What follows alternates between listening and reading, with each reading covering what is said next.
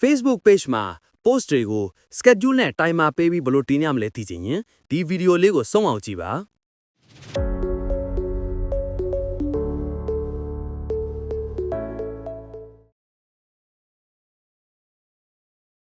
စာရီပုံတွေအကုန်ပြင်ဆင်ပြီးတာနဲ့ညာဘက်အပေါ်တောင်းက next ကို nick ပါညာပြထားတဲ့ scheduling option ကိုနှိပ်ပါညာပြထားတဲ့ schedule for later ကိုထပ်နှိပ်ပါ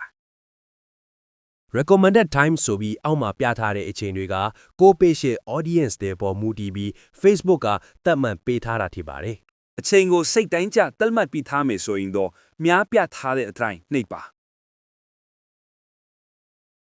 ကိုထားခြင်းနဲ့နှိပ်ရဲ့အချိန်ကိုရွေးပြီးညာဘက်အပေါ်တောင်းက save ကိုနှိပ်ပါဘယ်ဘက်အပေါ်တောင်းကအများလေးကိုနှိပ်ပြီးထပ်လိုက်ပါညာပြထားတဲ့ clock အပြားလေးက schedule လို့ပေါ်နေပါလိမ့်မည်နှိပ်လိုက်ပါ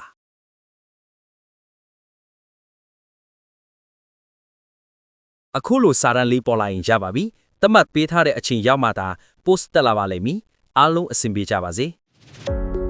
နေ့စဉ်ကြုံတွေ့နေရတဲ့နည်းပညာအခက်အခဲများကိုရှင်းပြတင်ဆက်ပေးသွားမှာဖြစ်လို့ကျွန်တော်ရဲ့ channel လေးကိုလည်း subscribe လုပ်ပြီးအားပေးကြပါအောင်ခင်ဗျာ